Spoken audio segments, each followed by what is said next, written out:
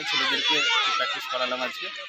আবার next time আবার ছুটি যেদিন থাকবে না, আগামীকাল ছুটি, পরশুদিন স্কুল আছে, আবার নিয়ে আসবো। সেদিন আবার দেখা যাবে কে কেমন পাচ্ছে। ফাইনালি স্পোর্টসের ইয়াতে এই মাঠেই ফাইনাল হবে, তারপরে আবার তখন পরবর্তীতে যারা হবে তারা বেলডাঙায় যাবে। আচ্ছা, আপনি কি মনে করছেন এই মাঠ থেকে আপনাদের স্কুল থেকে কতজন ফার্স্ট হতে পারে? আমাদের স্কুল থেকে পাবে, পজিশন অনেকেই পাবে, ভালো আছে, যাদের উপর আমাদের আশা আছে যে এরা ফার্স্ট হবে, এরকম সংখ্যা অনেক কজনই আছে।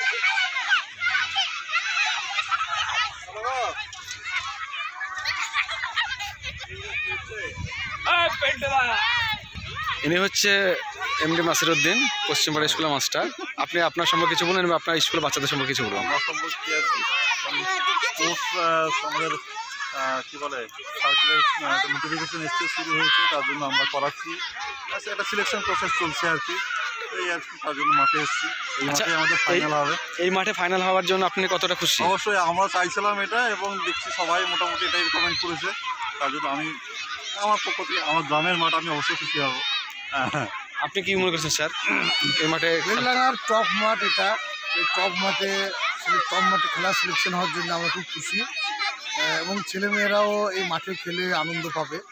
হ্যাঁ, দেখা যাক কি হয়। দর্শক মণ্ডলী, আপনারা দেখছেন কত সুন্দর ঘেরা একটা মাঠ।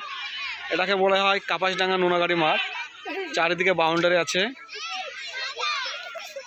হাই